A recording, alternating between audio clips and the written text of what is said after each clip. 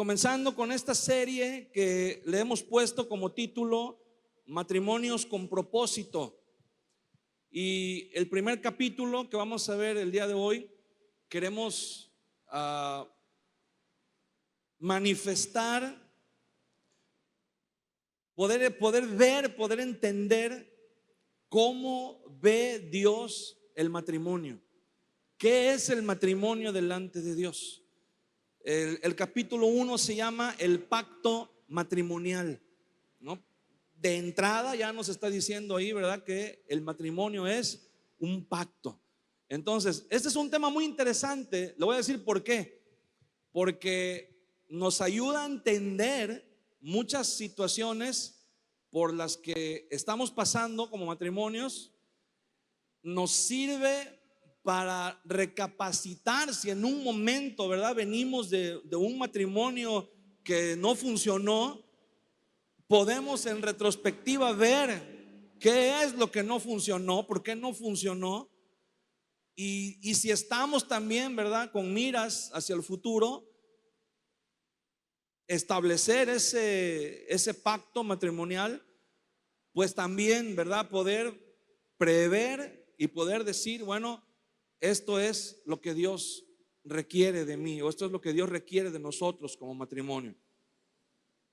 El deseo de Dios siempre ha sido que los días del hombre y su familia sean como los días del cielo sobre la tierra. En Deuteronomio 11:21, el Señor le manda a su pueblo, le dice que guarde su palabra, que guarde sus mandamientos, y dice para que tus días y los días de tus hijos sobre esta tierra sean muchos, sean innumerables, sean incontables. Y dice el Señor, así como los días de los cielos sobre la tierra. O sea, así como Dios ha hecho que la creación perdure, así el Señor quiere, ¿verdad?, que nuestra vida, que nuestro contexto matrimonial también perdure, ¿verdad? Que también se nos haga algo placentero, algo prolongado, ¿verdad? ¿Por qué? Porque muchas veces en el matrimonio se viven situaciones en donde decimos, ya no veo la salida, ya no veo la hora, ¿verdad? A veces decimos, ya que venga el Señor, pero no tanto porque anhelemos irnos con el Señor, sino porque anhelamos que ya se termine, ¿verdad? Pero el Señor dice que es todo lo contrario. El Señor dice que tenemos que anhelar que esos días sean como los días de los cielos sobre la tierra, innumerables, incontables, que anhelemos más, ¿verdad? Que digamos, que usted vea a su esposa, usted como varón vea a su esposa, o usted como mujer vea a su esposo y diga, yo quiero vivir unos 200 años más contigo. ¿Cuántos dicen amén? Gloria a Dios. Entonces, de eso se trata, ¿verdad? Que logremos esa comprensión para que podamos disfrutar todas las bendiciones que Dios tiene para nosotros como matrimonios. El matrimonio en muchos contextos actuales, el matrimonio ya no se le da el valor, ya no tiene la importancia que tenía originalmente. Si nosotros nos damos cuenta, Dios creó a la humanidad en el contexto del matrimonio. Dios creó a Adán y Eva. Primero creó a Adán, pero después Dios hizo que Adán cayera en cuenta, tuviera conciencia pues de que estaba incompleto, de que no estaba explotando tal vez su potencial al 100% y no podía hacerlo porque no estaba completo, ¿verdad? Porque le hacía falta su complemento, y entonces Dios le enseñó a Adán de esa manera que la única forma que él podía estar completo era con su esposa. Para muchos el matrimonio ya no es algo importante, ya no es algo prioritario, solamente es para muchos, en el mejor de los sentidos, en el mejor de los casos, es algo provisional. Es algo, muchas veces lo consideran un mal necesario. Así se expresan muchas personas. Y la mayoría de las personas creen que el que te vaya bien en el matrimonio es una cuestión de suerte. Mucha gente dice, a ver qué tal me va, a ver qué tal me sale la esposa o el esposo, ¿verdad? Y vemos matrimonios que después de muchos años funcionan bien. ¿Y qué decimos? Le salió buena la esposa a fulano de tal, ¿verdad? O le salió bueno el esposo, porque mira, es trabajador, es esto, es otro. Y mira a ella, ¿verdad? También cómo le ha aguantado y cómo lo ha ayudado y a veces nos referimos a los matrimonios, o en el caso contrario, ¿verdad? Cuando un matrimonio no funciona, cuando hay muchos pleitos, muchos conflictos, decimos, híjole, le salió una mujer mala, ¿verdad? O le salió un hombre malo. Pobrecita mujer, ¿verdad? ¿Cómo le fue a tocar ese hombre tan malo? ¿O cómo le fue a tocar esa mujer tan mala? Como si se tratara de algo como la lotería, que te vas a sacar el premio, o te puedes sacar el premio o te puedes ir, ¿verdad? Con las manos vacías. Esa es la dinámica en la lotería. Pero es como si dijéramos, es como si yo dijera, ¿verdad? Me tocó este cuerpo con panza, mira. Y si yo veo a algunos de los muchachos, ¿verdad? Que van al gimnasio y levantan pesas y están bien acá, digo, no, hombre, buena suerte que tuvo ese, ¿verdad? Que le tocó un cuerpo acá bien, le tocó estar bien trabado, bien musculoso, bien acá. Eso ¿tendrá lógica ese pensamiento? ¿Será cuestión de suerte? ¿O qué es ahí el factor que está determinando? El trabajo, ¿verdad? Si nosotros, así como una persona que se ejercita logra tener una buena condición física, una buena apariencia y un buen estado de salud, dice, no es casualidad, es resultado de trabajo, de disciplina, de esfuerzo, de inversión, ¿verdad? De constancia. Bueno, lo mismo es en el matrimonio. No podemos decir, me tocó la mala suerte. No podemos decir, me tocó una mala pareja, me tocó un mal compañero o compañera. No, la triste realidad que muchas veces no queremos aceptar es que tenemos el matrimonio que hemos trabajado. Esa es la realidad. Tenemos el matrimonio que hemos trabajado, ¿verdad? Es el resultado de lo que hemos trabajado. En pocas palabras, para que lo podamos entender mejor, ¿verdad? Hemos cosechado lo que hemos sembrado y no otra cosa. No puede haber otra cosa diferente. El estado actual en el que se tiene, el concepto actual en el que se tiene el matrimonio, ha llevado a que aumente de manera increíblemente desproporcionado, ¿verdad? El número de divorcios, de separaciones, abandono de hogar por parte de los cónyuges y en general el menosprecio por algo que en su concepción fue sagrado. Entender que en el matrimonio nos comprometimos, ¿verdad? No sé, pero en nuestra cultura se ha perdido la cuestión de empeñar la palabra. Se ha perdido el respeto a cuando alguien dice algo, cuando alguien, como se dice, ¿verdad? Cuando alguien queda en algo con alguien, cuando tú dices yo me comprometo a esto, la mayoría de las personas el día de hoy necesitan una garantía para poder creer más o menos que la persona va a cumplir con su palabra. Como cuando tú quieres rentar un local o una casa, un departamento, te dicen sí, pero necesitas a alguien que sea tu aval, necesitas a alguien que sea fiador por ti, porque tú puedes tener la mejor intención de cumplir con tu palabra, de cumplir con el pago, pero no es garantía de nada. Entonces, la mayoría de las personas ya no creemos cuando alguien se compromete con su palabra, pero tampoco le damos el valor a nuestra propia palabra cuando nos comprometemos. A la mayoría de nosotros en nuestra cultura tenemos la costumbre muy arraigada de la impuntualidad. Cuando alguien dice nos vamos a ver a las 5, ya todo mundo sabe que eso es a las 5:30. Eso quiere decir que es a las 5:30. Entonces ya todo mundo dice, vas tarde, y dices, es que ya voy tarde. ¿Y qué es lo que te responde? Tranquilo, seguramente ni ha llegado tampoco la otra persona, ¿verdad? No te preocupes, todo el mundo va a llegar tarde, nadie llega a la hora. No, tristemente esa es una realidad para nosotros, ¿verdad? Culturalmente hablando.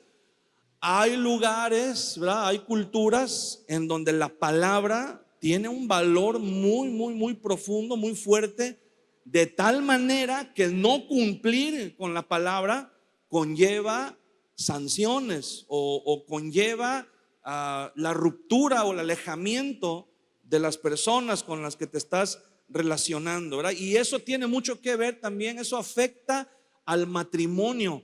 ¿Por qué? Porque todos los que somos casados, cuando venimos al altar, hicimos un compromiso para toda la vida. Hicimos un compromiso delante de Dios, que ese compromiso implicaba para siempre, ¿verdad? Para toda la vida. Pero a veces somos como los gatos, ¿verdad? Tenemos 9 vidas o 20 vidas o quién sabe cuántas vidas, y decimos, bueno, sí, ya me comprometí para toda la vida, pero esa vida ya pasó. El estado matrimonial es el reflejo, se refleja siempre en el estado de la sociedad. Los grandes imperios, las grandes civilizaciones que han caído, no han caído por asuntos meramente políticos, militares, económicos. El mal que ha venido a desestabilizar a todas las grandes civilizaciones, a todos los grandes imperios, ha sido la inmoralidad. La inmoralidad, cuando se pierden los valores en una sociedad, cuando se pierde de vista los objetivos prioritarios de las leyes para la convivencia entre las personas, cuando se pierde el sentido de lo que es justo, de lo que es bueno, de lo que es moralmente aceptable en una sociedad, en una civilización, esa sociedad está condenada al fracaso, está condenada a destruirse, porque la familia es la base de la sociedad. La familia, el matrimonio es la base, y si la base está débil, si los cimientos son débiles, la estructura se va a venir abajo. Si los cimientos son débiles, una familias fuertes van a dar como resultado una sociedad estable, una sociedad con valores, una sociedad fuerte, con la capacidad de comprometerse y cumplir su palabra. Cuando le preguntaron al emperador Napoleón cuál era su estrategia para hacer que Francia fuera el imperio más grande de toda la historia, él dijo: vamos a empezar fortaleciendo a las familias, porque si tenemos familias fuertes, vamos a tener un imperio fuerte. Y ese ha sido el común denominador en toda la historia, en la sociedad de las civilizaciones que se han perdido, que se han venido abajo. Ha sido siempre la inmoralidad, la pérdida de valores. Cuando a la gente le da igual, le da lo mismo respetar o no respetar las normas, las leyes en cuanto al matrimonio, ¿verdad? Si no se respetan, si no hay una base, si no hay un fundamento firme, no vamos a poder sostener la estructura de la sociedad. Es por eso que nos conviene, es necesario que volvamos a los principios divinos en los cuales el matrimonio fue concebido y fue establecido. Vamos a ver como primer punto cómo era el matrimonio en los días de Jesús. ¿Cuál era el concepto de matrimonio que había en los días de Jesús? Porque el ataque contra el matrimonio como institución no es algo nuevo. Desde tiempos antiguos ha habido siempre crisis en las familias, ha habido siempre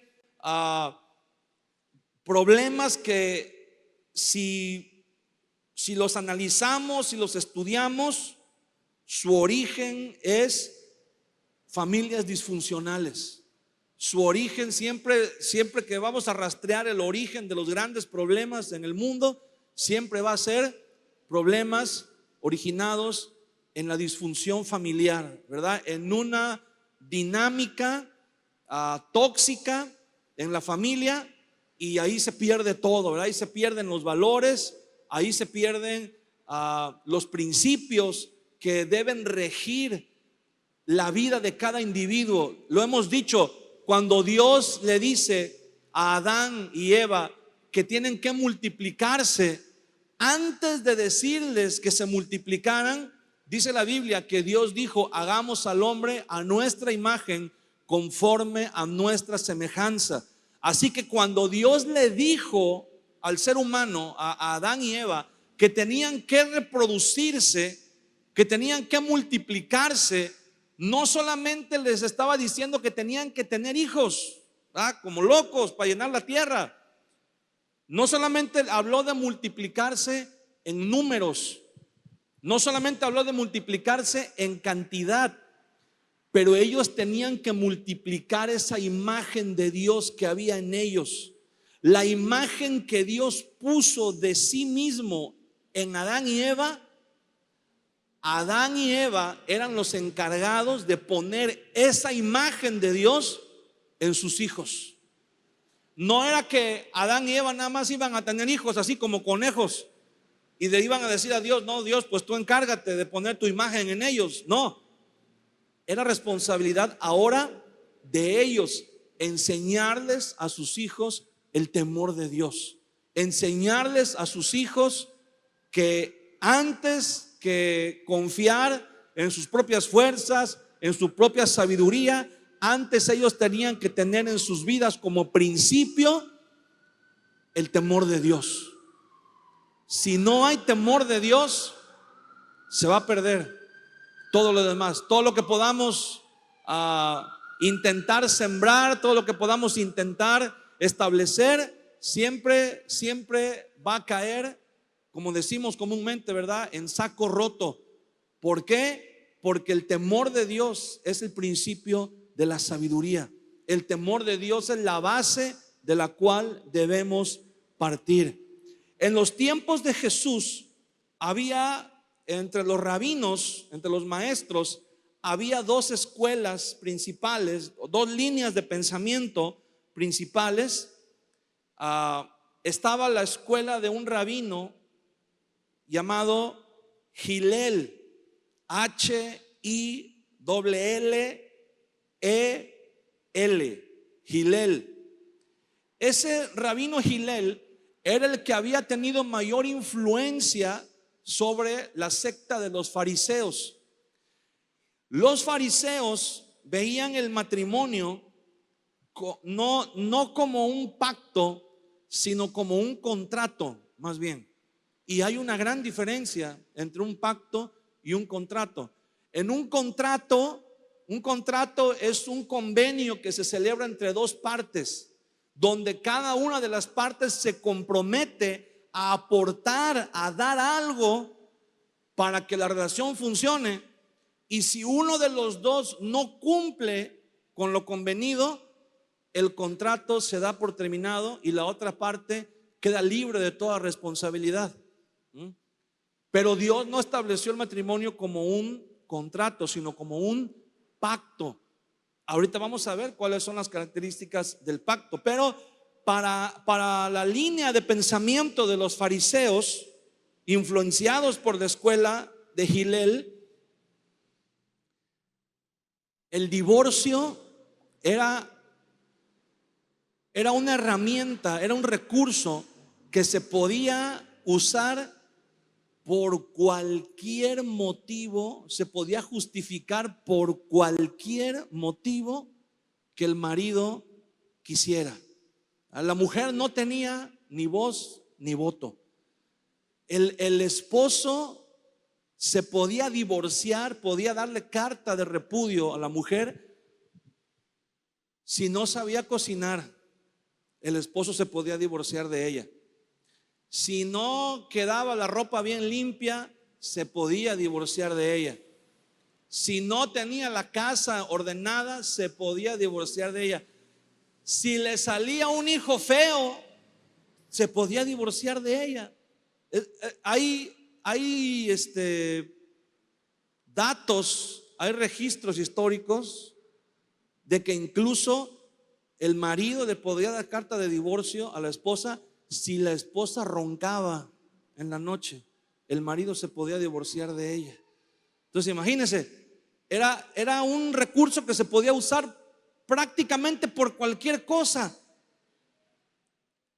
Y en la otra escuela, la escuela de Shammai, Shammai,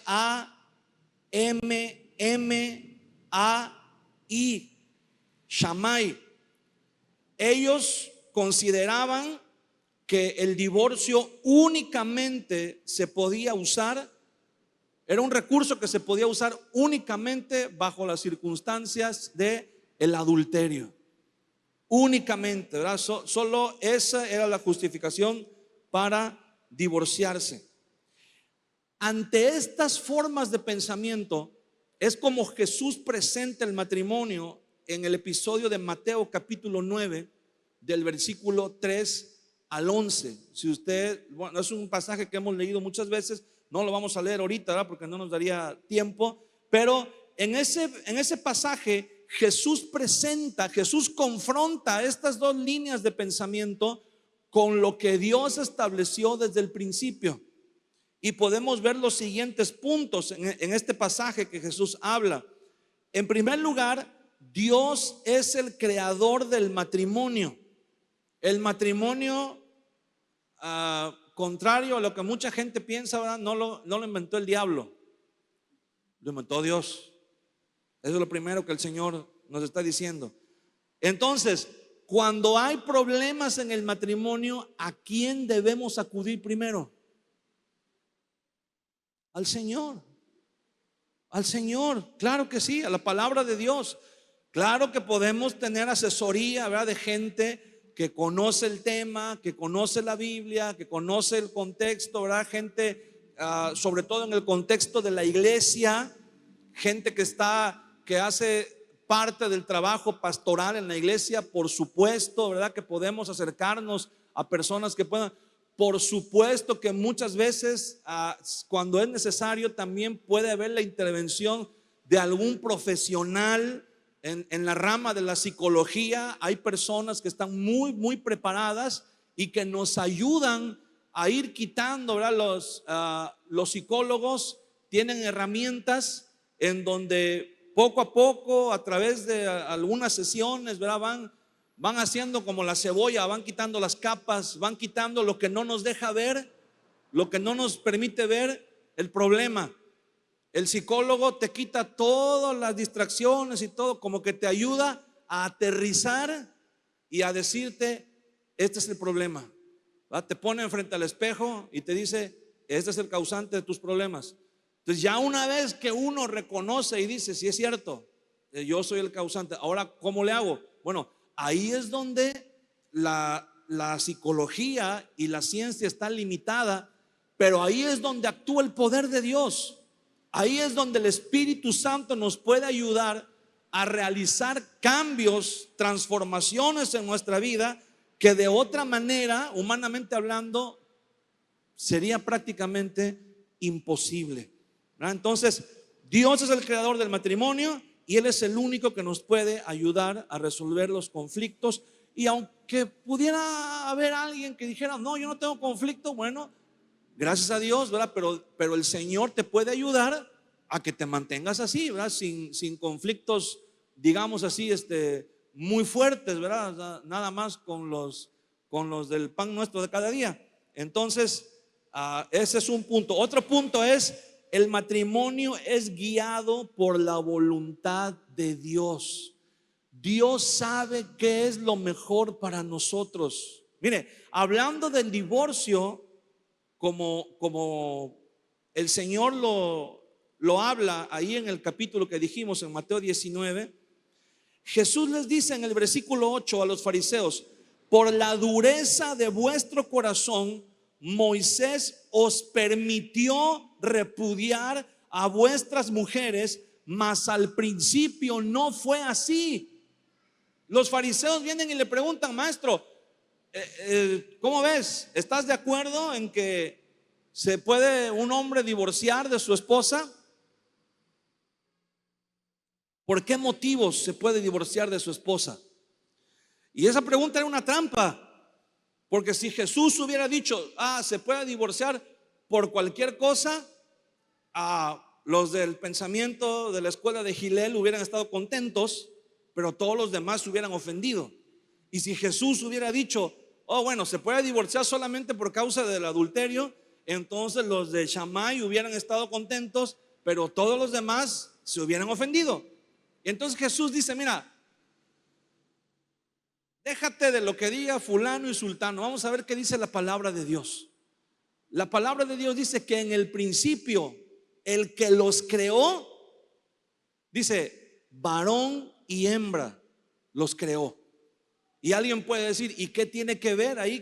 Pues ya sabemos que hizo un hombre y una mujer. Sí, pero en el texto original no solamente dice que creó varón y hembra, no solamente está diciendo creó hombre y mujer, está diciendo creó un hombre y una mujer. ¿Sabe qué significa esto? Que Adán y Eva, aunque quisieran, aunque tuvieran todos los argumentos y aunque tuvieran todas las justificaciones, no se podían divorciar, por la simple y sencilla razón de que no había nadie más con quien casarse. Si se hubieran divorciado, si Adán y Eva se hubieran divorciado, se hubiera extinguido la raza humana, no hubieran existido ya nadie. Cuando Adán y Eva tenían problemas, tenían diferencias, ¿qué era lo que tenían que hacer? Arreglarse, no había de otra. No tenían otra opción. A lo mejor podían aguantar 2 días, 3 días, una semana enojados, sin hablarse, ¿verdad? Como seres humanos, a lo mejor pues eran igual que nosotros, ¿verdad? Tenían los mismos defectos, las mismas conflictos, problemas, diferencias. En las siguientes clases vamos a ver de dónde vienen la mayoría de los conflictos. Hay un tema muy bueno que es acerca de las diferencias. Las diferencias que Dios puso en nosotros como hombre y mujer tienen el propósito no de alejarnos, sino de acercarnos más. ¿Ok? Pero bueno, todavía no llegamos a ese tema. Estamos en el de hoy.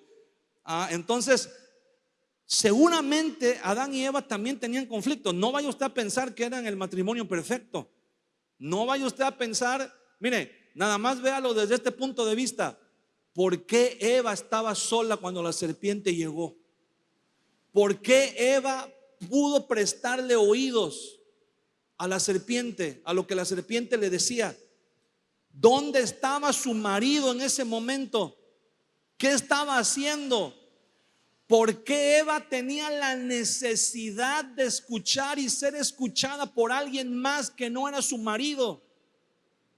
Entonces, ahí estamos viendo que probablemente todo comenzó en un momento de conflicto en el matrimonio. Entonces, la diferencia era que no había nadie más.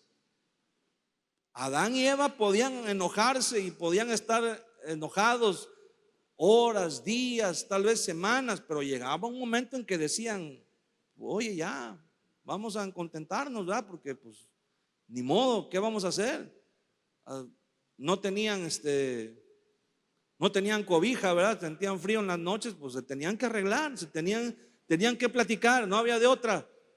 Entonces, por eso Dios, ahora imagínense por un momento, usando un poquito la imaginación, imagínense que Dios hubiera creado un Adán, pero que hubiera creado unas 5 Evas. ¿Qué cree usted que hubiera pasado?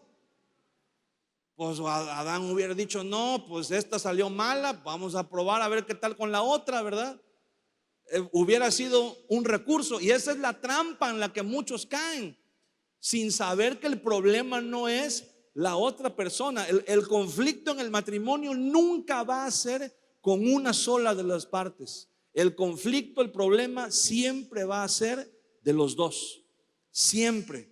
Entonces, por eso en el matrimonio, ¿verdad? Cuando hay conflictos y una sola persona quiere resolver y una sola persona quiere llevar, una carreta no puede avanzar con una sola rueda. Tienen que estar las dos y tienen que estar alineadas. Si no, no va a poder avanzar a ningún lado. Entonces, Jesús le dice a los fariseos, el plan de Dios en un principio era que en el matrimonio no hubiera otra salida más que arreglar los problemas. Pero ¿qué sucedió? Más adelante, cuando comienza la humanidad a extenderse, a crecer, la maldad comienza también a proliferar. Y en las culturas del Medio Oriente, la mujer nunca tuvo voz ni voto. La mujer fue prácticamente como un objeto. En el matrimonio prácticamente siempre la mujer se casaba como parte de un trato que hacía el esposo con el suegro. Casi siempre la muchacha no tenía nada que ver. Es más, a veces la muchacha venía a conocer al marido el día de la boda. A veces ni se conocían. Entonces, en ese contexto, el esposo veía a la esposa como un premio, ¿verdad? Como una mercancía que había comprado. Entonces, si al esposo en un momento la esposa ya no le gustaba o ya no la quería o ya le gustaba otra o ya pensaba que le convenía otra, ¿sabe qué sucedía en la mayoría de los casos? Mataban a la esposa, porque como no se podían divorciar, no existía el recurso del divorcio, entonces la mataban. Y bastaba con que el esposo fuera con los ancianos de la aldea y le dijera, pues amaneció muerta. Nada más, ¿verdad? De repente amaneció muerta y ya no supimos qué pasó. Nadie investigaba, no se hacía investigaciones, no se interrogaban a los vecinos, nadie averiguaba nada. Nada más decían, bueno, pues se murió, pues bueno, ya estás libre de tu compromiso, ya te puedes volver a casar con quien tú quieras. Para evitar eso, porque los fariseos dicen, si no es así, entonces ¿por qué Moisés mandó dar carta de divorcio? Y ahí es donde Jesús dice, no, Moisés no mandó. Por la dureza de vuestro corazón, Moisés permitió dar carta de repudio, pero al principio no fue así. Entonces Moisés lo que hizo fue que hizo un trabajo legislativo en donde dijo, a ver, espérate, si ya no quieres estar con tu esposa, no la mates, mejor dale carta de divorcio, divórciate de ella y no la mates, ¿verdad? Déjala que viva, déjala que siga viviendo y pues tú haz tu vida, ¿verdad? Por la dureza del corazón, porque los hombres se rehusaban a guardar su palabra que habían empeñado en el pacto matrimonial. Entonces, es la voluntad de Dios. Claro que sí es la voluntad de Dios, salvo alguna situación en donde la vida de uno de los dos corra peligro, o la de los dos en algunas situaciones, ¿verdad? Que es recomendable la separación. Pero mientras haya voluntad de las dos partes, mientras haya voluntad, siempre Dios puede hacer una obra de restauración. Ok, Para Jesús la relación matrimonial había perdido de vista el concepto divino original. Como consecuencia de esto, el matrimonio pierde su santidad, su fortaleza, su estabilidad. La familia y la sociedad sufren las consecuencias. El mismo Jesús tuvo el propósito de recobrar el concepto del pacto matrimonial. El pacto matrimonial es un elemento muy importante porque es el elemento que se ha perdido. En nuestra sociedad, desde hace muchísimos años, desde el siglo pasado, hubo una separación. No hubo una separación, escuche bien esto, no hubo una separación, hubo una guerra, una declaración de odio entre la iglesia y el Estado, y se deslindaron las dos partes que habían trabajado en conjunto durante mucho tiempo, haciendo un pésimo trabajo también, ¿verdad? Hay que decirlo. Pero llegó el momento en que no es que se hayan separado, es que se declararon la guerra, el Estado y la iglesia. Y entonces dijeron, a ver, la iglesia con sus asuntos por un lado y el Estado con sus asuntos por otro lado. Y entonces, ¿verdad? Desde ese tiempo, desde la época del presidente Juárez, en México, la iglesia no casa a nadie. Quien casa es el registro civil. Ante las leyes, ¿verdad? El registro civil es el que casa a la pareja, y entonces la pareja viene a la iglesia y hacemos una ceremonia en la cual pedimos la bendición de Dios sobre el matrimonio. Pero la iglesia no casa. Cuando la pareja viene a la iglesia, ya viene casada. Hay muchos pastores que yo en lo personal he tenido esta discusión con ellos y les he dicho a algunos de ellos, ¿por qué cuando están en una ceremonia de matrimonio preguntan si hay alguien que tenga una razón justificada para que esta pareja no se pueda unir en matrimonio, que hable ahora o que calle para siempre? Lo único que están provocando es que un día se levante alguien y se metan en un problema porque la pareja ya está casada. Lo único que van a provocar es que un día alguien se levante y diga, hey, no se puede casar porque... Y ya están casados. Entonces, lo único que van a hacer es que les van a amargar la vida ya desde ahí, desde ese momento. Pero la pareja ya está casada. Pero como la gente dice, bueno, el que casa es el registro civil. Y cuando te casas por el registro civil, antes, ahorita ya ni eso. Antes te leían la famosa carta de Melchor Ocampo, ¿verdad? Donde te decían tus obligaciones, tus responsabilidades y todo. Pero era así como que una palmadita y échale ganas y pórtate bien. Y entonces la gente decía, bueno, pero pues que mi compromiso es delante del juez, delante del oficial del registro civil. Y el mismo oficial del registro civil era el que divorciaba, ¿no? Es el que divorcia. Entonces la gente no le ve el compromiso, pero en realidad el matrimonio no lo inventó el registro civil. El registro civil lo oficializó, digámoslo así, pero el matrimonio lo inventó Dios. Y cuando una pareja se casa, aunque no se case en la iglesia, ahí en el registro civil Dios está presente como testigo del pacto matrimonial. Y cuando no respetamos el pacto matrimonial, no estamos quedando mal con el oficial del registro civil, estamos quedando mal con Dios. Nos estamos metiendo en problemas con Dios, porque al oficial del registro civil podemos ir y podemos decirle un montón de mentiras. No, es que mira, es que él o ella así, así, así, así. Y el otro dice, bueno, está bien, con tal de que caiga ahí para la semana, órale, te divorcio, y sale. Pero ¿cómo nos justificamos delante de Dios? ¿Cómo le damos la vuelta a Dios para evadir nuestras responsabilidades y decirle, la mujer que tú me diste es la culpable, o el hombre que tú me diste es el culpable? A Dios no lo podemos engañar. A Dios no lo podemos sobornar. A Dios no lo podemos comprar. Dios conoce nuestro corazón y Dios sabe lo que hacemos, lo que sentimos, lo que pensamos. Estamos desnudos delante de Dios. Cuando Adán y Eva fallaron, no soportaron la idea de estar desnudos delante de Dios. Fueron y se escondieron.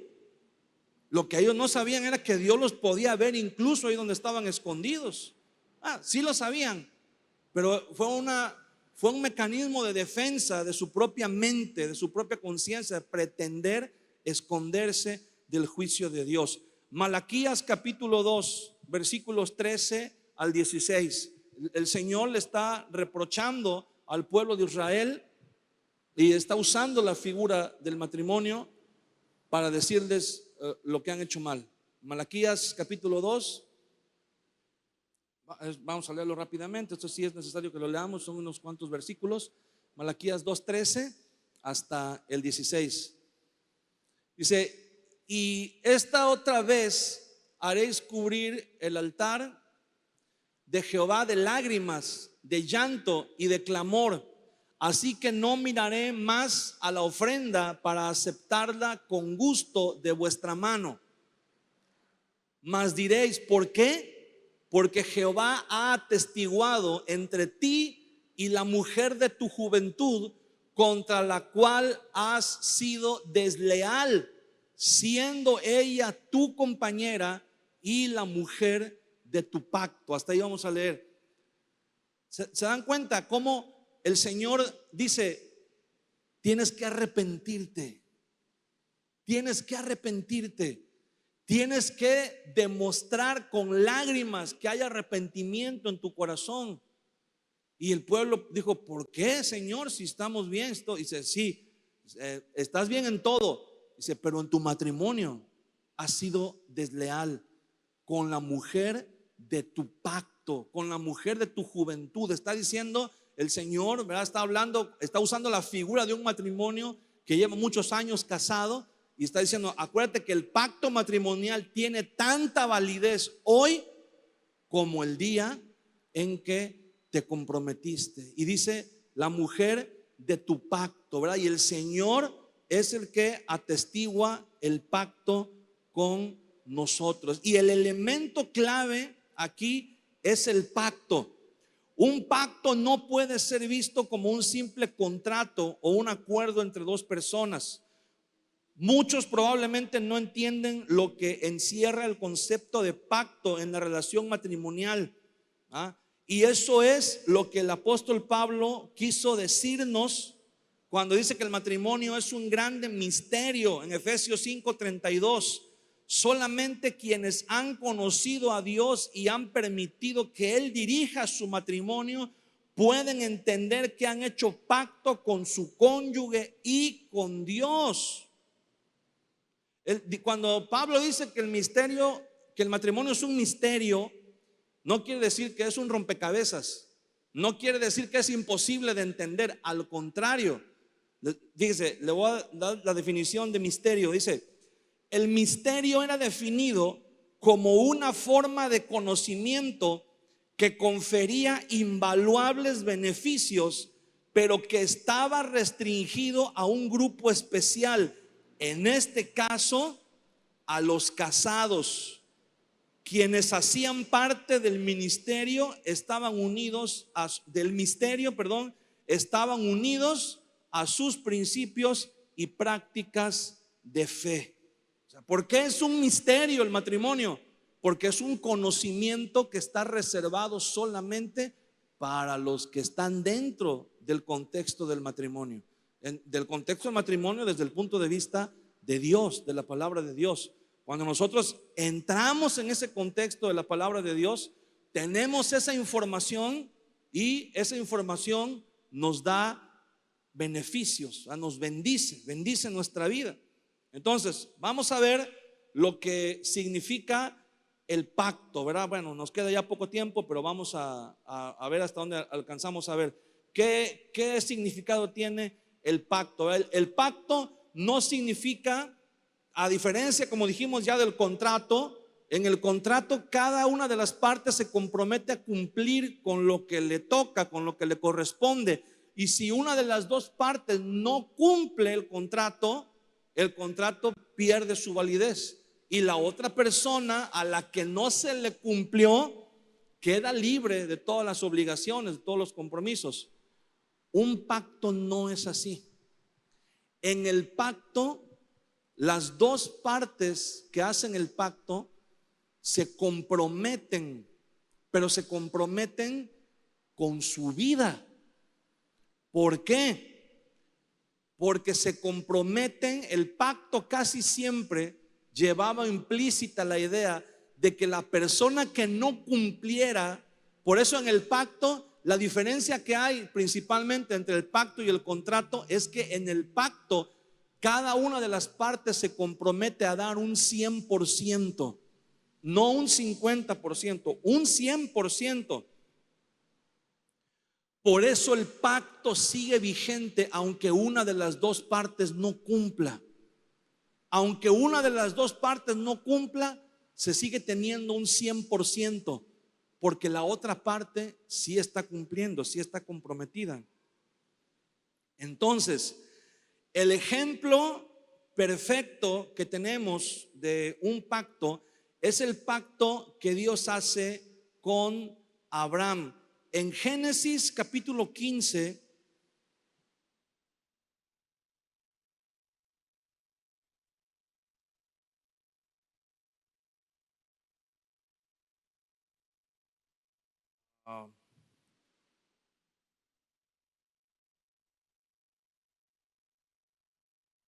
Génesis 15:7 en adelante dice: le dijo, yo soy Jehová que te saqué de Ur de los Caldeos para darte a heredar esta tierra. Y él respondió, Señor Jehová, ¿en qué conoceré que la he de heredar?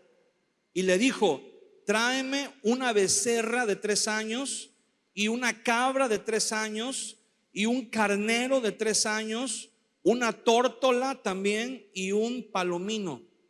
Y tomó él todo esto y los partió por la mitad y puso cada mitad una enfrente de la otra, mas no partió las aves. Y descendían aves de rapiña sobre los cuerpos muertos y Abraham las ahuyentaba. Fíjese bien, Dios le dice a Abraham, vamos a hacer un pacto. Y en la cultura de donde Abraham venía, los pactos se hacían de la siguiente manera. Dios le dijo a Abraham qué animales tenía que traer y Abraham ya sabía cuál era el procedimiento, no le tuvo que decir nada Dios a Abraham.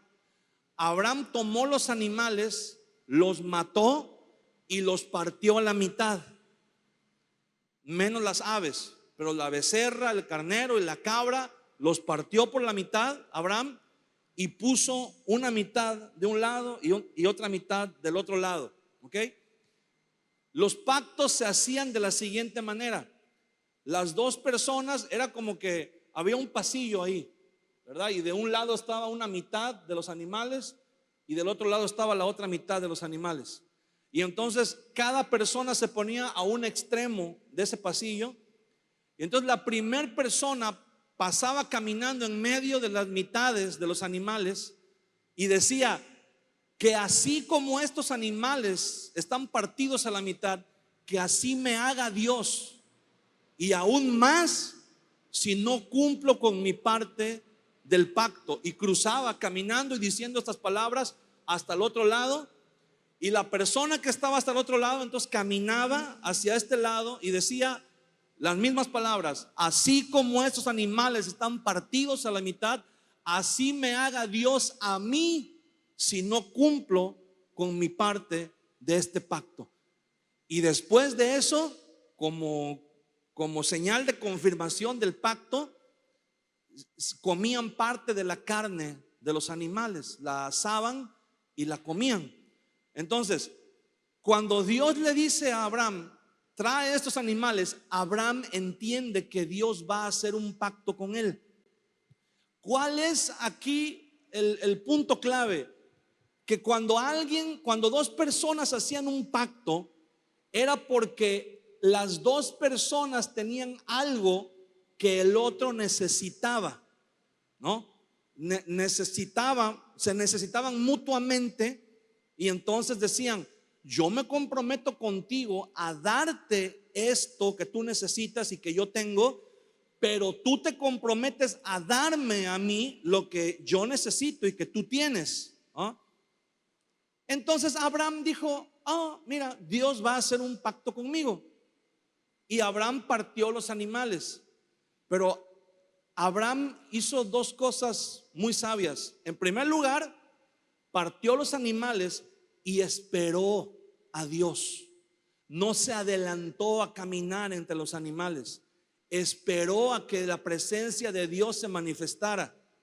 Y otra, ahuyentaba las aves de rapiña que venían a comer, porque las aves de rapiña no podían comer la carne, porque la carne solamente la podían comer los que habían hecho el pacto. Los que habían hecho el pacto comían la carne, y lo que sobraba de la carne lo quemaban. Nadie más debía comer eso, porque ese pacto solamente los involucraba a ellos dos. Lo sorprendente de este pasaje es que dice que a Abraham le vino un sueño muy pesado. Versículo 12 dice: mas a la caída del sol sobrecogió el sueño a Abraham, y he aquí que el temor de una grande oscuridad cayó sobre él. Entonces Jehová dijo a Abraham: ten por cien. Le hace ahí unas aclaraciones, unas recomendaciones. Y en el versículo 17 dice: y sucedió que puesto el sol y ya oscurecido, se veía un horno humeando y una antorcha de fuego que pasaba por entre los animales divididos. En aquel día hizo Jehová un pacto con Abraham, diciendo: a tu descendencia daré esta tierra, desde el río de Egipto hasta el río grande, el río Éufrates. Fíjese, el versículo dice que Abraham vio un horno humeando. Lo que el texto dice que era un horno humeando era más o menos lo que nosotros conocemos como un asador, donde asamos la carne. Bueno, eso era lo que ellos le llaman un horno.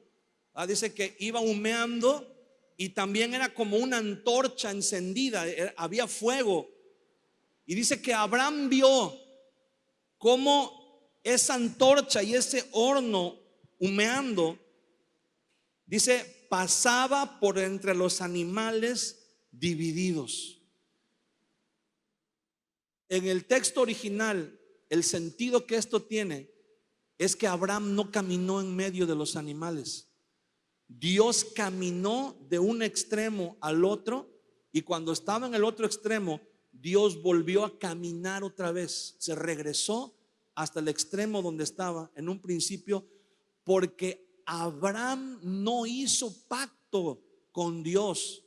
Dios hizo pacto con Abraham. Más adelante en la Biblia dice, en el Nuevo Testamento, que Dios juró, no habiendo ninguno mayor que él, juró por sí mismo. O sea, imagínate, lo que Dios estaba diciendo es que así como estos animales están partidos, así me parta yo mismo si no cumplo lo que estoy prometiéndole a Abraham en este pacto. O sea, Dios se estaba comprometiendo con Abraham. Abraham no tenía nada que ofrecerle a Dios. No había nada en Abraham que Dios quisiera, pero sí había mucho en Dios que Abraham necesitaba, que Abraham quería. Entonces, cuando el Señor hace un pacto, cuando Dios hace el pacto con Abraham, Dios se compromete, y ese pacto, hermano, no se puede romper. ¿Sabe por qué? Porque Dios es inmortal, Dios es eterno. Dios no se muere, pues. Entonces ese pacto sigue vigente. Ahora, el pacto matrimonial es diferente. ¿En qué sentido? Dios está presente en el pacto matrimonial, porque cuando el pacto matrimonial se hace, se invoca la bendición de Dios sobre la pareja en la iglesia. La iglesia es el cuerpo de Cristo. La iglesia está representando a Cristo siendo testigo del pacto matrimonial. El pacto matrimonial se hace entre dos personas. Bueno, ahora en estos tiempos hay que aclarar, entre un hombre y una mujer, pero que tienen a Cristo como testigo. Que Cristo es testigo de ese pacto. Y entonces esas dos personas tienen un pacto delante de Cristo, pero ese pacto, por eso dice la palabra del Señor, que es mientras vivamos.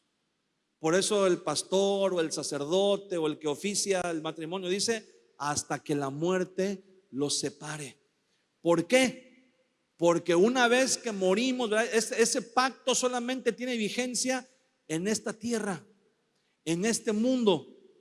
Porque cuando vayamos a la presencia de Dios, por eso Jesús mismo dijo, ahora seremos como los ángeles de Dios que están en el cielo, que no se casan, no se dan en casamiento, no tienen ya esa atracción hacia el sexo opuesto porque son asexuales. Los ángeles no tienen sexo, no tienen un género, aunque siempre se identifica, ¿verdad?, con un varón, pero en realidad no hay un género para los ángeles, ¿verdad? No podemos decir si es masculino o femenino, simplemente son seres de una naturaleza diferente a nosotros. Pero de todos modos es un pacto, y es un pacto que tiene como testigo a Cristo. ¿Y por qué Dios hizo un pacto con Abraham? Porque Dios sabía que Abraham iba a tener, Abraham tenía las características, el corazón para obedecer ese pacto, y no nada más para obedecerlo, para hacer que sus hijos caminaran en el pacto de Dios, en la voluntad del Señor. Génesis capítulo 18,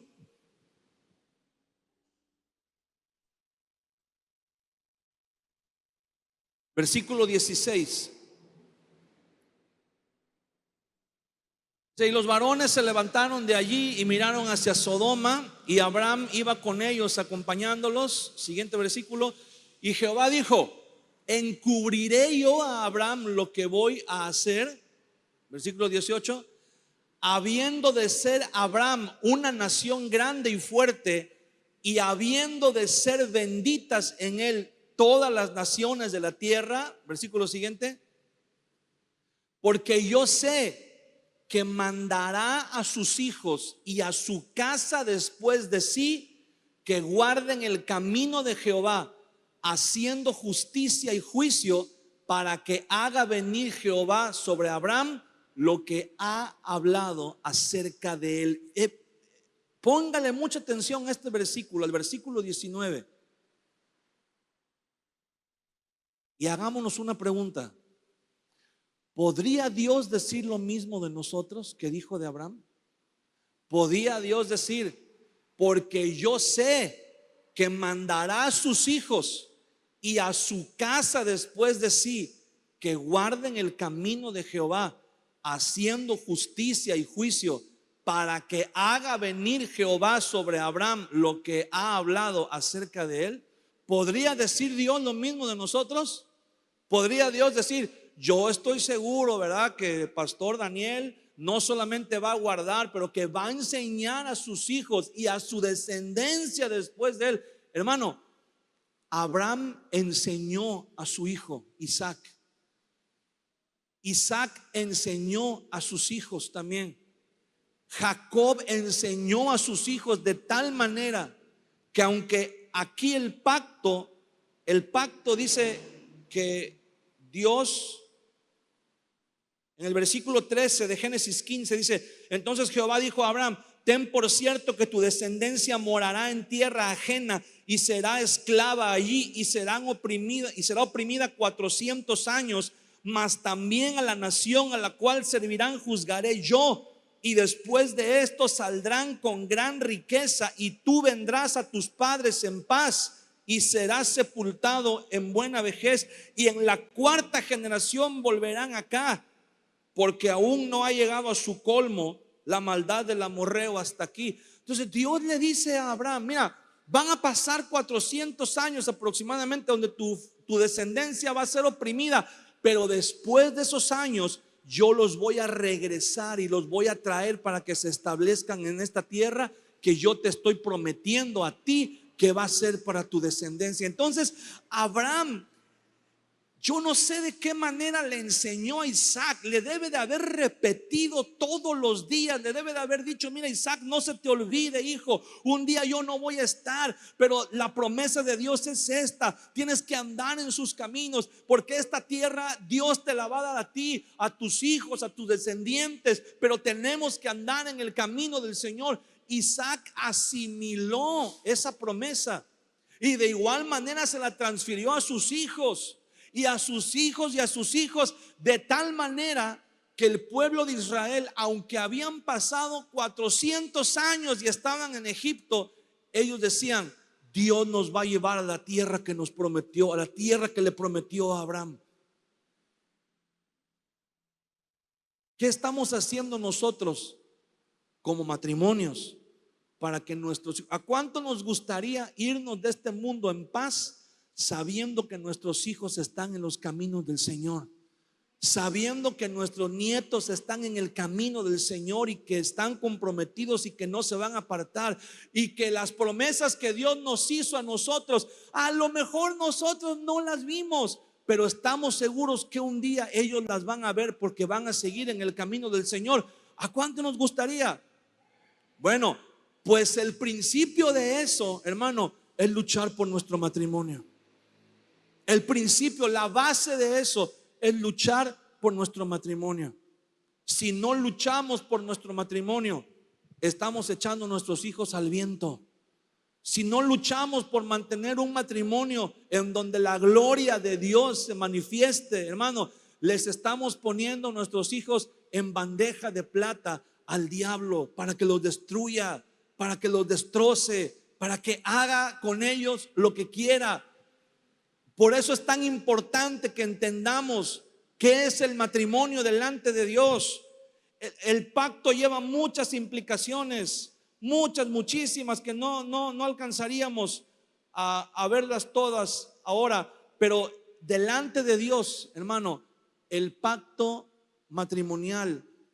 ¿Por qué muchas veces cuando un matrimonio no funciona, aparentemente, ¿verdad?, a los ojos de nosotros como seres humanos decimos, no, pues no funcionó? No funcionó es como decir Dios se equivocó.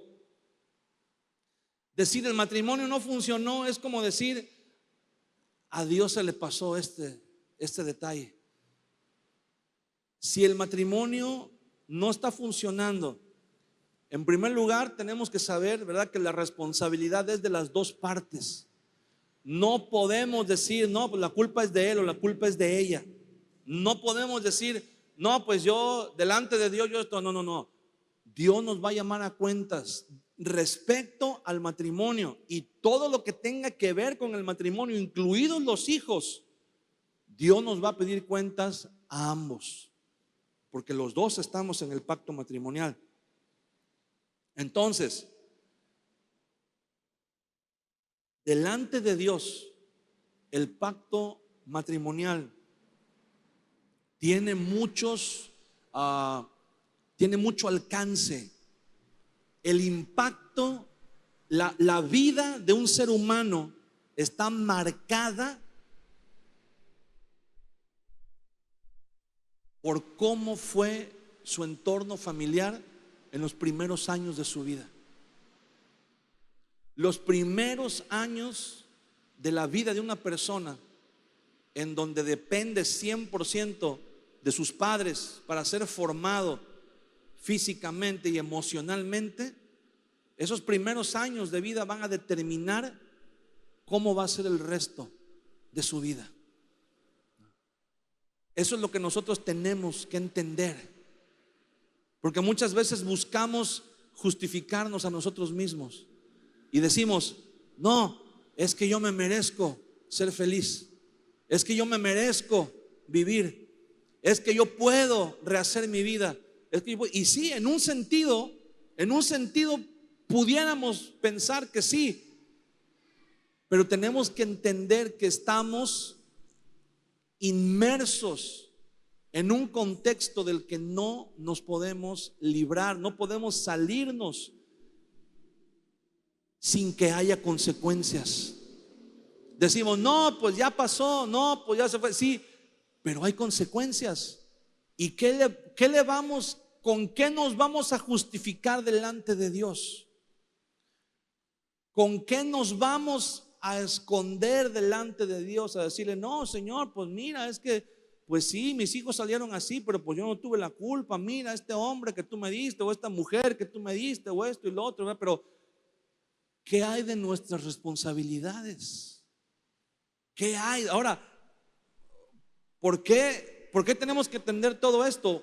Porque el matrimonio es parte de nuestras vidas. Porque aunque tú digas, bueno, puede haber alguien que diga, yo no me voy a casar para evitarme problemas, así me quedo, ¿verdad? Que es muy probable que eso no suceda, ¿verdad? Pero hay gente que por el momento tal vez quiere pensar de esa manera: yo no me voy a casar para evitarme problemas. Bueno, a lo mejor pudiera ser que una entre 100, ¿verdad?, resulte que no se case, pero vienes de un matrimonio, invariablemente vienes de un matrimonio, eres el hijo de un hombre y una mujer que unieron sus vidas un día, y entonces te afecta también. Invariablemente, sea hacia el futuro o hacia el pasado que veamos, el matrimonio tiene una influencia en nuestras vidas y en las vidas de las personas que están a nuestro alrededor. Y eso no quiere decir, ¿verdad?, que alguien diga, ay, híjole, qué bueno que el pastor está diciendo esto ahorita, a tiempo, antes de que yo me embarque, ¿verdad? Antes de eso, hay gente que cuando escucha esto dice, eso es Dios que me está advirtiendo, ¿verdad?, que yo no me meta en problemas. Ese es el Señor que me está librando. Y otros dicen, ¿cómo no escuché esto antes, ¿verdad?, para no meterme en problemas. Bueno, no se trata de eso. Se trata de saber la importancia, ¿verdad? Si hay alguien que no se ha casado, se trata de que tú digas, ok, ahí, de esa manera es la importancia de lo que voy a hacer en un futuro. Y entonces ya podemos tomarlo con la debida responsabilidad. O alguien que a lo mejor diga, híjole, yo no sabía y no me había tomado esto, por eso no me lo había tomado tan en serio, porque creí que era algo así nada más que tomar a la ligera. Y tenemos que entender, hermano, que delante de Dios estamos en un pacto, y que si ese pacto por alguna razón, ¿verdad?, antes de llegar al Señor la regamos o lo incumplimos o lo incumplieron también, ¿verdad? Y hay heridas, hubo ahí a lo mejor un proceso de ruptura, un proceso de separación. Dios puede traer sanidad a tu vida, Dios puede traer sanidad en tu corazón. Y a lo mejor puede ser que alguien diga, yo tengo planes de rehacer mi vida. O puede haber alguien que diga, no, yo ya no me quiero meter en problemas, ya me quiero quedar así. No importa en qué situación, no importa en qué postura te encuentres. Tenemos que entender, hermano, que el matrimonio a los ojos de Dios no es un juego. A los ojos de Dios, el plan de Dios para la humanidad,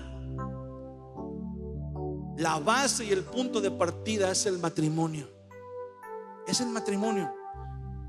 Póngase de pie, por favor, conmigo. Cuando el Señor le habla a la serpiente en Génesis 3:15, le dice, voy a poner enemistad entre ti y la mujer, entre tu descendencia y la descendencia de ella. Tú le vas a herir en el calcañar, pero ella te va a herir en la cabeza. ¿Qué le estaba diciendo ahí Dios a la serpiente? Un descendiente de la mujer te va a matar, te va a destruir. para que ese plan de Dios, que el descendiente de la mujer viniera a destruir el poder de Satanás, que es el pecado, ¿qué implicaba eso? Que el matrimonio de Adán y Eva tenía que dar frutos, tenía que dar resultados, que tenía que haber una línea de descendencia, de matrimonios, en donde tenían que venir de esa línea de matrimonios, de esa línea de descendencia. Un día iban a ser el Mesías, iban a ser el Hijo de Dios. Para que el plan de Dios se cumpliera y se llevara a cabo, el matrimonio era algo indispensable. Y se cumplió, se cumplió. Mire, quiero que se imagine esta historia por un momento.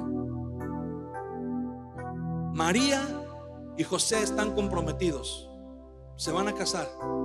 Cuando dice la Biblia que se desposaban, era que se comprometían. El marido, bueno, el futuro marido iba a la casa de los padres de la futura esposa y hablaba con ellos y les decía: yo me quiero casar con su hija, quiero que unamos nuestras familias y yo le voy a dar, ¿verdad? Se acostumbraba a dar la dote. Yo le voy a dar tantos camellos, tantas vacas, tantos terrenos, tantos así, y usted me va a dar a su hija en matrimonio. Y ellos arreglaban. Y desde esa fecha él tenía un año para construir una casa, porque el hombre siempre vivía, ¿verdad?, en la casa de su familia. Pero de esa fecha de compromiso en adelante, él tenía un año para construir una casa, para prepararse un lugar en donde él iba a vivir con su esposa. Ya estaban comprometidos, y eso ya era un hecho, que se iban a casar. Ya en el mejor de los casos, en un ambiente idóneo, eso ya no se rompía, eso ya era un hecho, ese matrimonio. Ya incluso podía entenderse que había ciertas obligaciones, pero todavía no vivían juntos. Entonces, pasado un año, venían y se casaban. Ok, José fue con los papás de María y se comprometieron. Y unos días después de eso, María hizo un viaje en donde estuvo varios meses en otra ciudad muy lejana con una prima de ella. Y cuando María regresó, le dijo a José que tenía 3 meses de embarazo y que el hijo que estaba esperando era el Hijo de Dios, que era producto del Espíritu Santo. Ahora yo le pregunto a usted, ¿qué hombre se hubiera creído ese cuento? Hablando naturalmente, hablando en un pensamiento humano, la novia se va 3 meses de vacaciones y regresa embarazada y dice: es el Espíritu Santo. Un hombre cualquiera hubiera dicho: lo que José debió de haber hecho, actuando conforme a las tradiciones y a las costumbres, José debió haber ido con los ancianos de la aldea y le debió haber dicho: esta mujer estaba comprometida conmigo, se fue 3 meses y regresa embarazada, regresa con 3 meses de embarazo. Los ancianos la hubieran sacado de la aldea y la hubieran matado a pedradas, y José hubiera quedado libre para casarse con cualquier mujer que él quisiera casarse. O dice que como José era un hombre justo, era un hombre bueno, dice que la otra opción, la segunda opción, era que José se fuera, huyera de ese lugar, dejara la casa, dejara su familia, dejara todo, para que entonces los ancianos de la aldea dijeran: José nada más embarazó a María, nada más jugó con ella y la abandonó y se fue. Y entonces José hubiera quedado con una mala reputación, pero María hubiera sido cobijada por los ancianos de la aldea, hubiera sido protegida. Eso era lo que José quería hacer. Pero dice la Biblia que una visión de noche le apareció un ángel y le dijo: no temas recibir a María como mujer, porque lo que en ella es engendrado del Espíritu Santo es, y también el santo ser que de ella nacerá será llamado Hijo de Dios. Entonces José dice que cuando se levantó al día siguiente, recibió a María como su esposa, recibió a María como su mujer. Hermano, en el matrimonio muchas veces va a haber situaciones con las que no vamos a estar de acuerdo y que no vamos a entender cómo es que Dios metió sus planes dentro de los nuestros, dentro del matrimonio. Pero vamos a tener que obedecer a lo que Dios nos está diciendo. Vamos a tener que obedecer. Vamos a tener que decir: mira, yo puedo tomar esta opción, o puedo tomar esta otra opción, o puedo tomar esta otra opción, pero voy a tomar la opción de obedecer a Dios. Voy a tomar la opción de honrar a Dios. Pero tiene que ser, hermano, un acuerdo. Tiene que haber, y eso lo vamos a ver también más adelante, tiene que haber comunicación. La comunicación es muy importante en el matrimonio. Es la base, el punto de partida para una dinámica saludable. La comunicación. Así como nosotros, mire, es más, le voy a decir algo. Vamos a leer una cita más adelante en donde el apóstol Pedro dice que si no estamos bien en nuestra relación matrimonial, nuestras oraciones son estorbadas.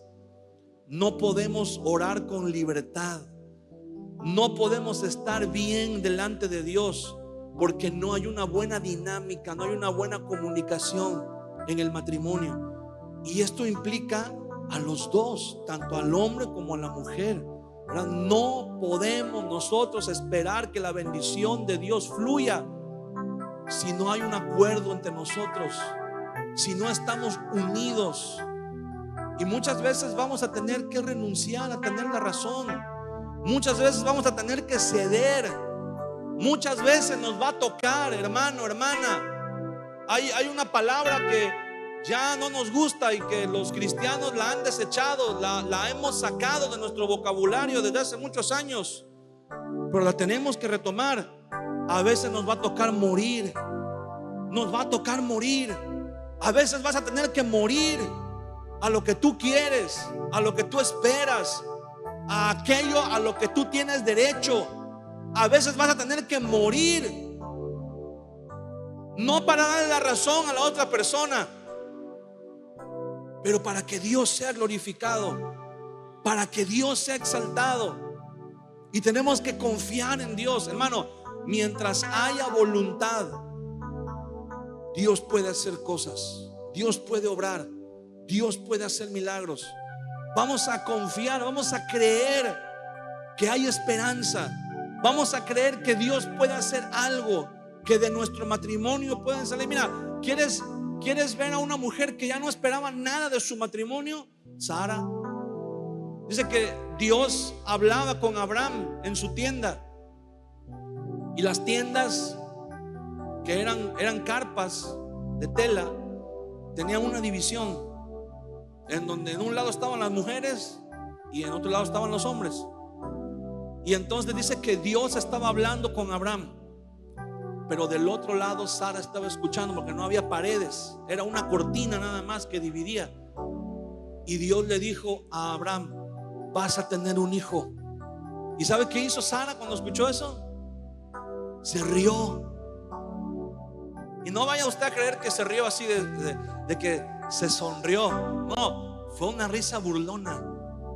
Fue una risa así como de que Dios le dice a Abraham: vas a tener un hijo. Y Sara fue así como que: ¿qué hijo vamos a tener si ya nada? Pero ahí le va algo, y se lo quiero decir. Sara se estaba riendo ¿de qué? De que de que Dios le estaba diciendo a Abraham que iba a tener un hijo. Y Sara se rió ¿de qué? De que Abraham, ya tenía 90 años. Sara dijo: a los 90 años ya no se puede. Abraham, ¿verdad? Ya no funciona como hombre, ya no funciona, ya no es capaz biológicamente de engendrar un hijo. Y le digo algo, Sara estaba loca. Le voy a decir por qué.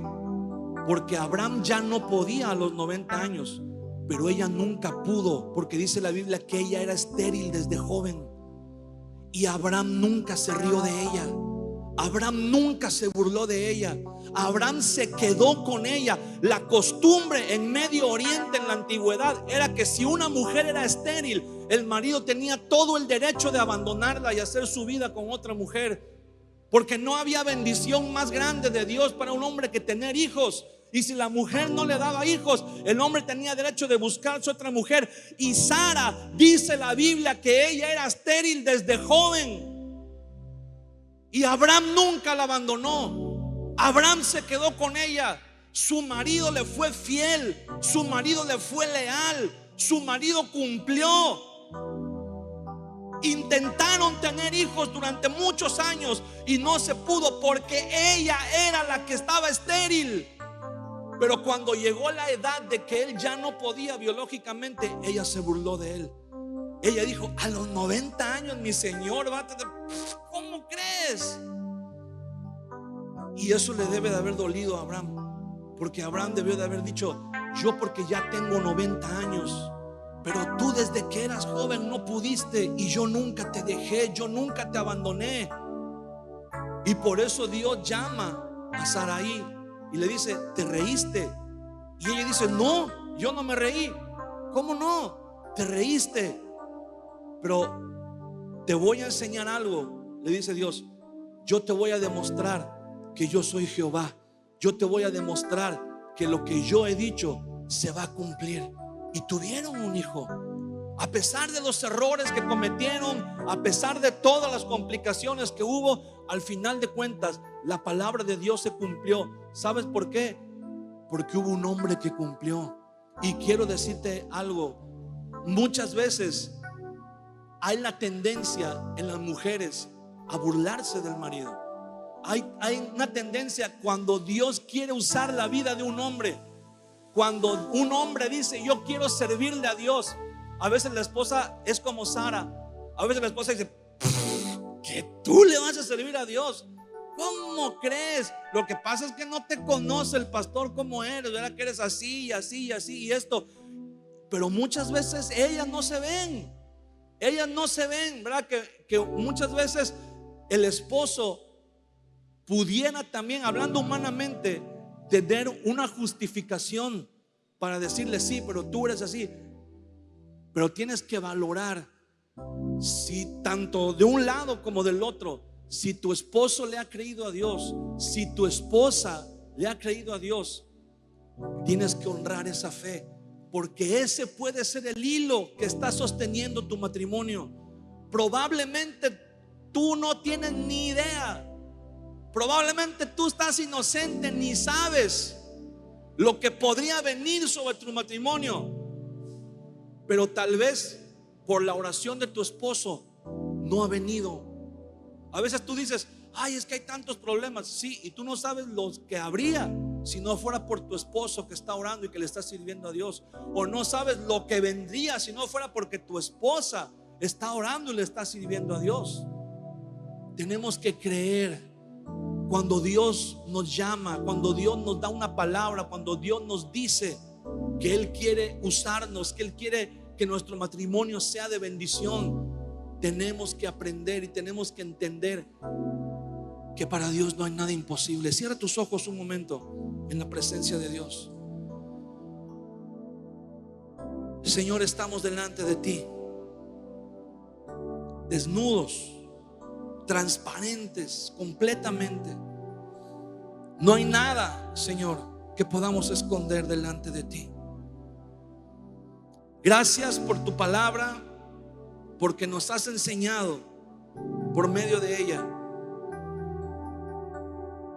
cómo ves tú el matrimonio, Señor. no como un contrato, no como algo que pueda ser tomado a la ligera, pero como un pacto que no puede ser burlado, que no puede ser cancelado. Señor, perdónanos si alguna vez lo hemos tomado a la ligera. Seguramente así lo hemos hecho. Perdónanos por tantas veces que hemos intentado culpar a la otra persona y que hemos señalado los defectos y que hemos señalado los pecados de la otra persona sin ver los nuestros, sin ver los propios. Señor, perdónanos, porque a veces nos da coraje cuando creemos que estamos siendo víctimas de una injusticia y queremos hacernos las víctimas. Pero tú conoces el corazón. Tú sabes, Señor, que la mayoría de las veces estamos tratando de esconder nuestras fallas, nuestros errores. Estamos tratando de escudarnos y justificarnos detrás de agrandar los errores de la otra persona o de inventarlos cuando no los hay. Señor, perdónanos, porque hemos sido, como tu palabra dice, desleales al pacto que hicimos, Señor, delante de ti. Perdónanos. Te pedimos en el nombre de Jesús, trae, Señor, sanidad a nuestros matrimonios. Trae sanidad y no permitas que nada ni nadie, ningún agente externo, ninguna persona, ningún problema, ninguna situación ajena a nuestro matrimonio pueda venir a estropear, a entorpecer la relación, la comunicación entre nosotros y también contigo, Señor. Ayúdanos a quienes ya estamos dentro de un pacto matrimonial a honrarlo, a entenderlo y a honrarlo y a creer lo que tú puedes hacer, Señor, cuando te creemos. Así como Abraham te creyó y toda su generación recibió el beneficio, así ayúdanos a creer que cuando te honramos como matrimonio, nuestras generaciones van a ser bendecidas, Señor. Ayúdanos a creer, Señor, y ayúdanos a honrar el pacto matrimonial. Y si hay alguien que todavía no está, Señor, dentro de un pacto matrimonial, ayúdales a entender la seriedad, pero también la bendición que hay, Señor, cuando hacemos las cosas de la manera correcta, cuando hacemos las cosas como a ti te agrada, Señor. Te damos muchas gracias en esta noche. Te pedimos, Señor, que en este momento que estamos comenzando esta serie de conferencias sobre el matrimonio, tú comiences a trabajar, Señor, en las áreas que tú sabes que necesitamos ayuda. Tú comiences a ablandar los corazones que se han endurecido. Comienza, Señor, a escarbar en los corazones, Señor, en donde hay amargura, en donde hay resentimiento, en donde hay falta de perdón, en donde ha habido heridas que se han infectado, que no han sido tratadas adecuadamente. Comienza a obrar, y a medida que avancemos con los temas que tú quieres hablarnos, a medida que vayamos yendo más profundo en tu palabra, donde tú quieres llevarnos, podamos encontrar la sanidad que buscamos, podamos encontrar la paz que anhelamos, podamos encontrar el arrepentimiento que nos urge, Señor, para poder estar en paz contigo y con nuestro cónyuge, Señor. Comienza desde el día de hoy a trabajar, y conforme vayamos avanzando en estos temas, podamos recibir todas las bendiciones que tú tienes para nosotros, Padre. Te damos toda la gloria y la honra en el nombre de Jesús, Señor. Amén.